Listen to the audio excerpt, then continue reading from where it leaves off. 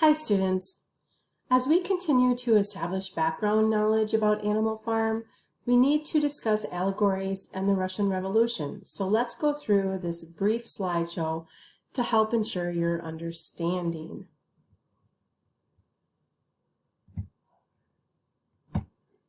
First off, Animal Farm is an allegory.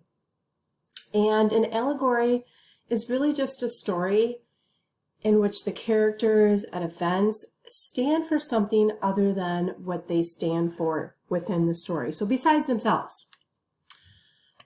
In this particular situation, in Animal Farm, the events and the characters actually represent true historical moments and real people during the Russian Revolution. So while you're reading Animal Farm, you're going to want to consider topics about political power and oppression. Another thing to keep in mind, Animal Farm is a satire, just like this image shown on the screen right now. And satire is just using different literary elements, for example, hyperbole or exaggeration, ridicule, irony, or sarcasm. And the reason that the author, in this case George Orwell, is doing that is because he wants to spark a change in society, and he wants people and his readers to understand what can happen when situations that are like Animal Farm take place. So the next thing we're going to look at is this image of all of the different animals, and many of these animals are going to be represented in our novella, Animal Farm. So I just want you to think about and consider all of the qualities in which these animals are generally known for. So we'll do a couple together, and then I'd like you to think about the rest on your own. Now you guys know that I love dogs, so I'm going to start with dogs. And there's a reason dogs are called man's best friend, because they're very loyal.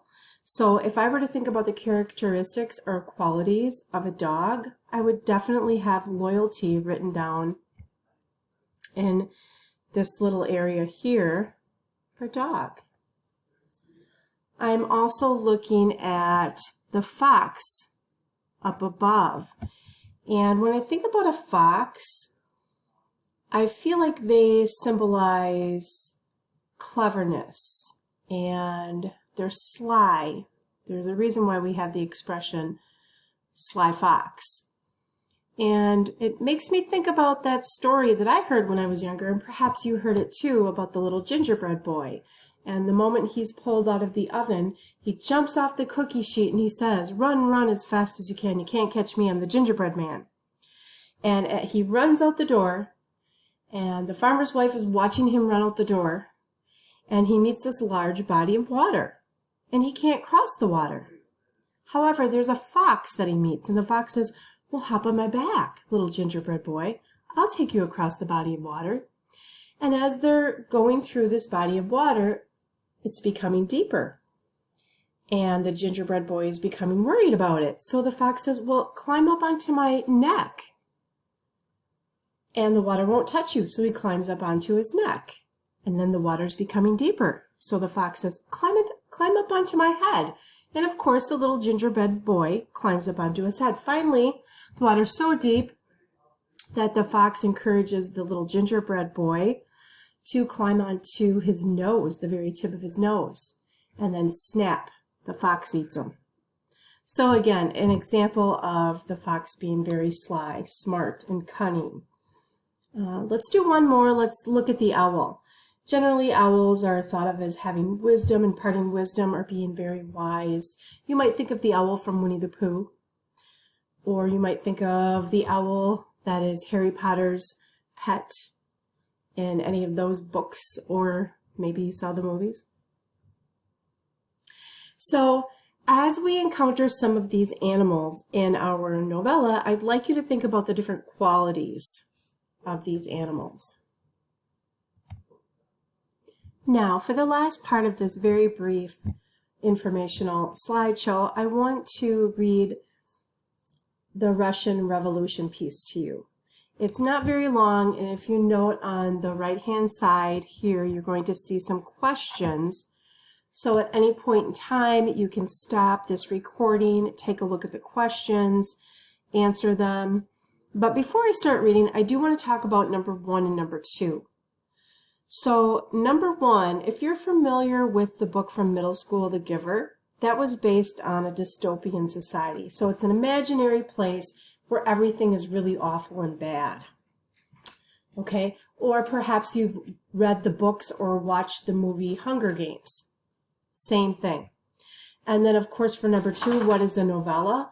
Well, Of Mice and Men was a novella. And Animal Farm is a novella as well. And that's just a novel that's short. Whoops, sorry, you're hearing my dog bark. Hold on a minute. Hi, I'm back. Thank you for your patience.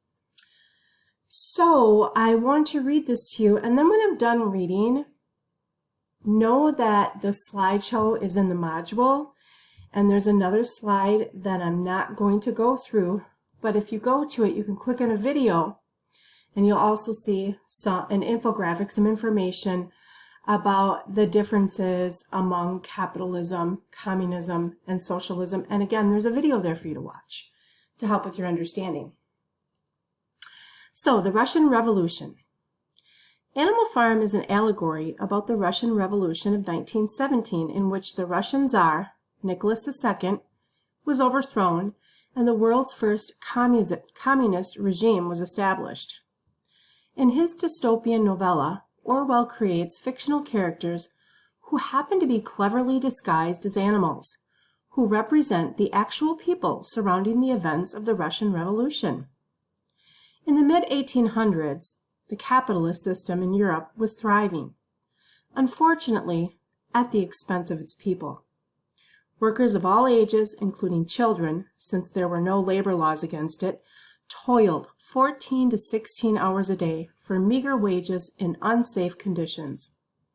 In 1847, a workers' group called the Communist League commissioned Karl Marx and Friedrich Engels, both German philosophers, to come up with a plan to organize and improve the workers' situations. Their plan came to be known as the Communist Manifesto, which argues that capitalism is unstable and revolution by the underclass is inevitable. It argues that social classes and uneven distribution of wealth will not disappear without revolution. From Marx's ideas, for it was Engels himself who gave credit to Marx for the manifesto, a political party called the Bolshevik Party was formed led by Vladimir Lenin. At this time, Russia was led by Tsar Nicholas II, nicknamed Nicholas the Bloody, whose oppression and violent executions terrorized the poor, discontented populace. After a series of rebellions in October 1917, the Bolsheviks had had enough. They led a revolution and successfully overthrew the Tsarist regime and set up the new government of the Union of Soviet Socialist Republics, led by Lenin. In 1924, Lenin died and sparked a bitter battle between Leon Trotsky, a strong follower of Marxist theory, and Joseph Stalin, head of the Communist Party. Stalin gained control, expelled Trotsky from the Communist Party, and ran him out of the country into permanent exile. In 1940, Trotsky was assassinated in Mexico. Stalin worked to establish rapid economic and industrial growth. However, this rapid growth was not well planned and resulted in the famine of 1932 to 1933, which resulted in the deaths of millions. As the new, unopposed Russian leader, Stalin gained power and strength and used his influence to purge the country of all who opposed him. The secret police, which would later become the KGB that he established, randomly arrested, tortured, and executed anyone who caused a problem for Stalin. During the 1930s, Stalin led the Great Purge, which led to the execution or deportation of millions, including a large number of ethnic minorities. In 1939, Stalin entered a pact with Nazi Germany. After the Nazis violated the pact in 1941, the Soviets joined the Allies to eject Hitler.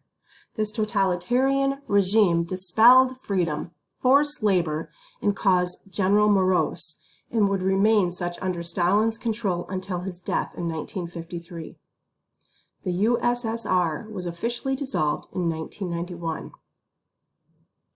So, now what I would like you to do, after hearing me read this short piece to you, is to go back and take a look at the questions. Again, we've already answered 1 and 2. So look at questions 3 through 10. 3, what is the difference between a capitalist and a socialist society? 4, it says here that the Communist Manifest argues that revolution by the underclass is inevitable. Who do you think is this underclass? 5, do you agree with the findings of this manifest, that the only way to get rid of uneven levels of wealth in society is through revolution? Explain your answer. 6, was Tsar Nicholas II a fair ruler in Russia? And then use a quote from something I read to prove that. Number 7, what type of political system was set up by Lenin when he overthrew the Tsar? Okay, and again, look back to the reading. Number 8, what was Stalin's key focus when he came to power? Was it successful? Why or why not?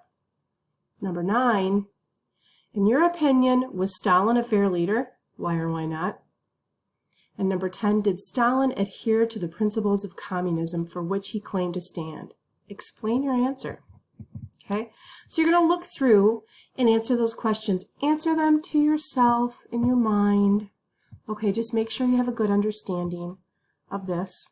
Alrighty, and again, if you look in the module, I'm going to publish that little slideshow that I just went through so that you can access that infographic information that tells about the differences among capitalist society, a communist society, and a socialist society. And there's also a video there if you're interested in looking at it. Thank you.